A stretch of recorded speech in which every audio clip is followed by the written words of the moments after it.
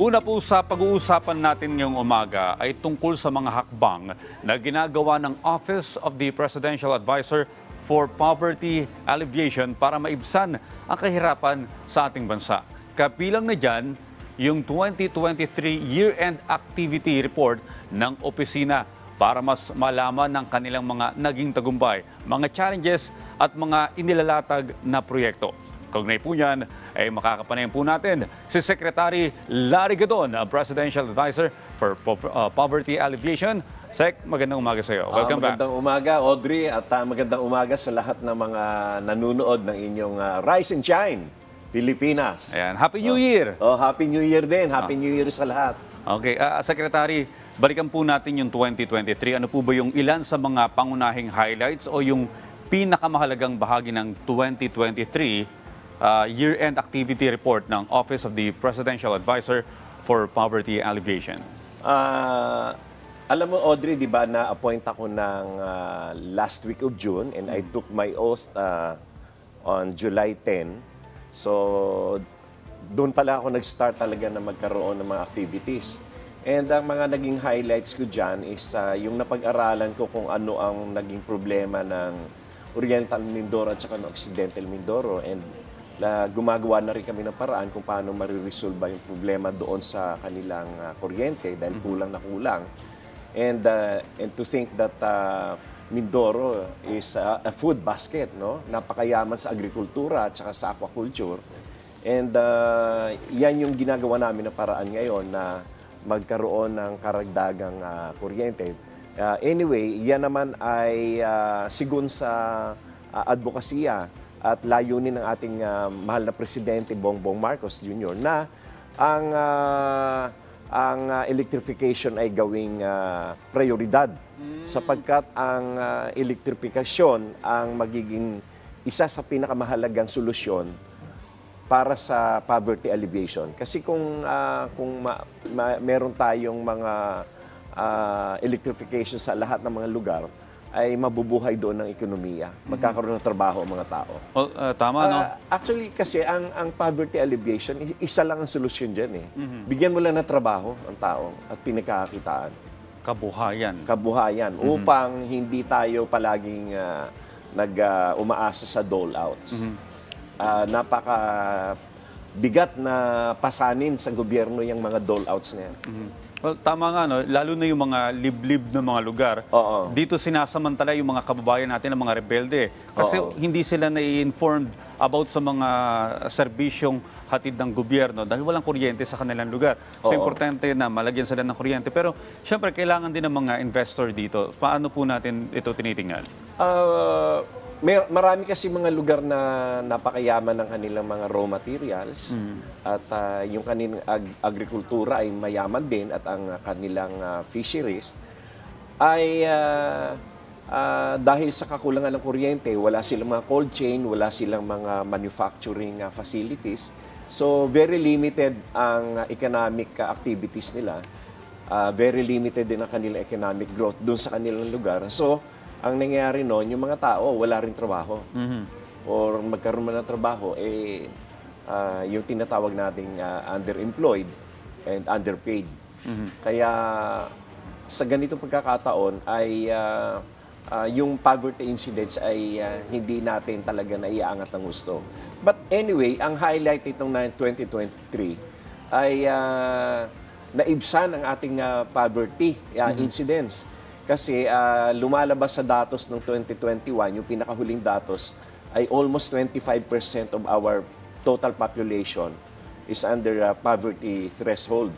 And itong taon na ito, sangayon naman sa PSA, ay umaabot na lamang sa 23% more or less. So nabawasan tayo ng almost 2% or 1% mahigit. And this is translated to around 1 million Filipinos. Kasi napakaganda ng mga programa ni Presidente Marcos ngayon eh. Kagaya na lamang nung ginawa niya na yung New Tenant Emancipation Act na pinirmahan niya at gi-issue na batas niya noong June 2023 ay inano rito ni-write off ang lahat ng pagkakautang ng mga farmers who were tilling lands under the Agrarian Reform Act. Yung mga binigyan ng mga lupa doon sa land reform ay binura na yung mga pagkakautang nila. Kasi kahit naman binigyan mo sila ng lupa noon, they are still required to pay yung hinuhulugan nila yan for so many years. At doon nababaon yung ating mga Doon nababaon yung ating mga kababayan. magsasaka. Pero eto, Secretary, ano ba ang ilan sa pinakamalaking suliranin ng bansa pagdating sa kahirapan? Ano po yung mga kinakaharap na challenges ng inyong opisina sa ngayon? Yung talagang yung source of livelihood, yung pagkakawalan ng trabaho. Although sa ngayon maganda ang indications natin dahil na ang ating employment rate ngayon ay 95.8 at ang ating unemployed rate na lang ay 4.2. So yung 95.8 ay highest in 18 years yan. Kasi talagang pilit na binubuhay ng Marcos administration. Alam mo si Presidente Bongbong Marcos ay napakahusay gumawa ng mga plano at mga estratehiya.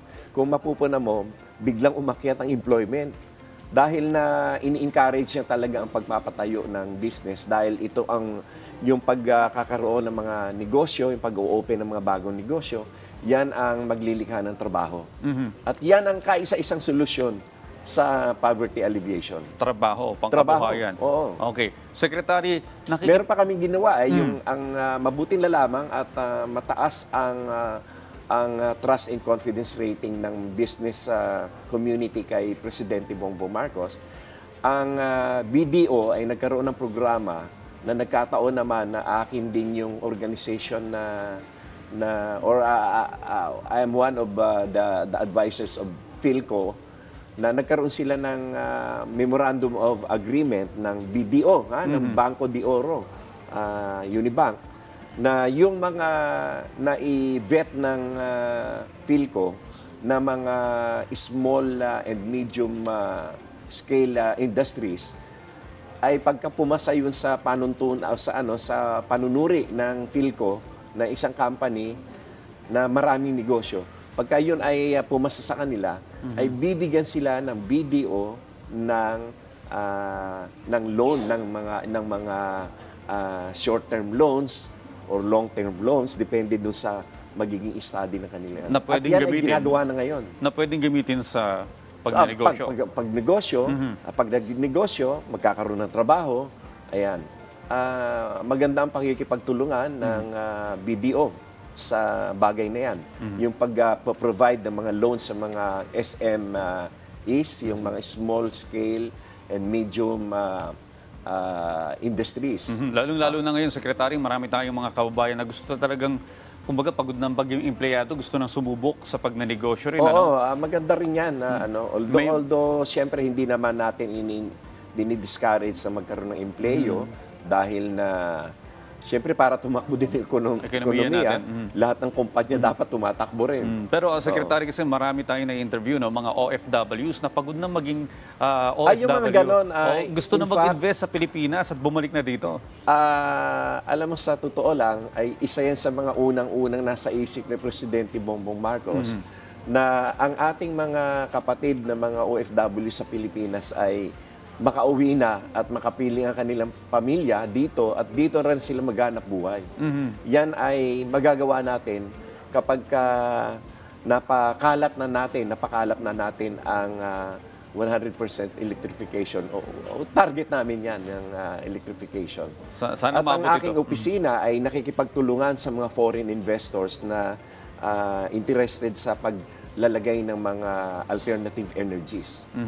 Alright. Secretary, ito. Kapag ang mga mahihirap nakikinig sa gobyerno, ang kanilang pinaka-interest yung laman sikmura. Oo, yun lang talaga. Ano ba yung pakinabang namin sa mga proyektong yan? So, Sir, Secretary, maaari mo bang ilahad, ano po ba yung mga plano o pangkalahatang gagawin ng inyong opisina para sa taong 2024? Ang general plan namin ay yung tulungan ng industriya na makabangon. Yan ay makapaglikha ng trabaho. At yan ay sa pamamagitan ng attract o pag-invite ng mga foreign investors na magtayo ng mga maliliit na mga power plants dito upang makatulong sila sa ating ekonomiya. Yan talaga number one na solusyon. Yung pagbibigay ng trabaho. How about yung partnership ninyo with the local government units para sa implementation ng inyong mga proyekto, ganun na rin yung mga non-government organization? Yan ay ginagawa namin ng yung specific areas lamang sa ngayon dahil na ang tinututukan namin ay yung talagang kulang na kulang sa economic activities. Kagaya nga lang nung nabanggit ko kanina, yung Mindoro, napakalaking probinsya nito. No? This is probably fourth biggest island in the country, or fifth, I can't remember. Pero napakayaman yan sa agrikultura at saka sa aquaculture, napakayaman nila. Pero magtataka ka, kahit isang cold chain wala doon, kahit isang Cold storage facility. Cold storage. So, kailangan ng suporta ng gobyerno. Well, hindi Secretary, lamang dapat isa, kundi marami. Marami. Dapat talaga cold chain yan dahil na iba-ibang bayan may kanya-kanyang mga produksyon eh. para kumita rin at hindi naaabuso ng mga middleman itong ating mga magsasaka. Take for example itong Zamboanga. When I attended the 6th National Congress of Sardines Industry in Zamboanga. In Zamboanga City alone, they are employing 35,000 people working in the sardines factory. Kasi karamihan ng sardines factory nandun eh. Imagine 35,000 in one place, meron silang nai-employ yung ganun.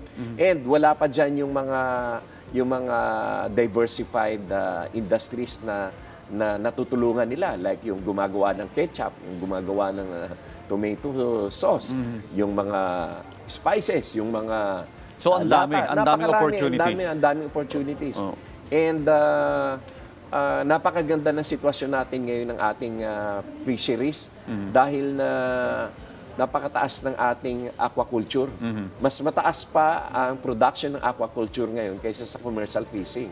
Alright. Okay, Secretary, well, we hope na maisakatuparan lahat ng mga proyekto at programa nyo ng inyong opisina, lalong-lalo na ngayong taon na to, kailangan niya ng mga Pilipino. Maraming salamat po sa lahat ng impormasyon. Yan naman lahat, Audrey, ay under the name of the President. Kasi lahat naman yan ay ideas niya. And lahat yan ay under his direction. Napakagaling na ating Presidente. Alright, again, maraming salamat po sa pagbisita sa amin ngayong umaga. Nakapanayan po natin si Secretary Attorney Larry Gadon.